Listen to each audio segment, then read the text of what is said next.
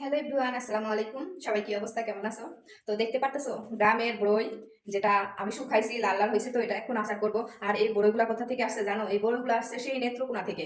আমার হাজবেন্ডের কলিগ, তো আমরা একসঙ্গেই থাকি। উনি আমাদের জন্য নিয়ে আসছে নিজেদের গাছের বড়ই। তারপরে নিয়ে আসছে আরো একটা জিনিস, সেটা চিনতে পারো কিনা দেখো তো। মাসকালাই প্রায় 3 কেজি না হলেও 2.5 কেজির মতো হচ্ছে। মাসকালাই ডাল নিয়ে আসছে। তারপরে নিয়ে আসছে 6 লিটার দুধ। তো 6 লিটার দুধ নিয়ে আসছে। মনে হয় বোতলের মুখটা লুজ ছিল। তো যখনই বরফ গলে গেছে তখনই পড়তে পড়তে আসছে, প্রায় 2 লিটার দুধ পড়ে গেছে রাস্তায়। আরো হাঁসের ডিম নিয়ে আসছে, 24টা হাঁসের ডিম নিয়ে আসছে। উনি আমাদের প্রতি অনেক অনেক ভালোবাসা ওনার। আর আমরা ওনাকে অনেক ভালোবাসি, মানুষটা খুবই ভালো। তো দূরের মানুষ কাছে থাকে, কারণ মনের মিল থাকলে, ভালোবাসা থাকলে এরকমই। উনি সেই ওই নেত্রকোনার মানুষ আর আমরা কুষ্টিয়ার মানুষ। তো একসঙ্গে থাকা হয়।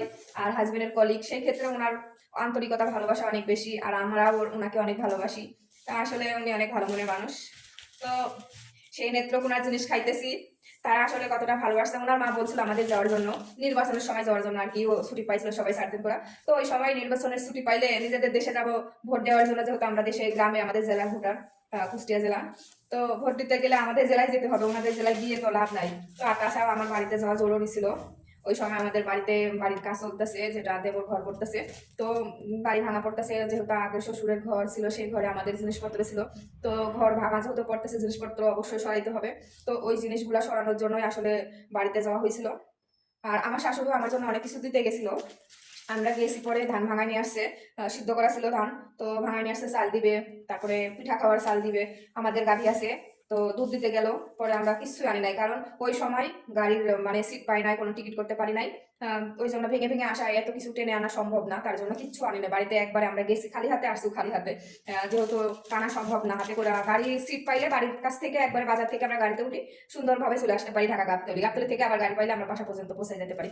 তো আনতে পারি, অনেক কিছু আনতে পারি, কিন্তু এবার কিচ্ছু আনি নাই হাতে করে। তো ওই ভাই আমাদের জন্য এতগুলা জিনিস নিয়ে আসছে, অনেক অনেক ভালোবাসা।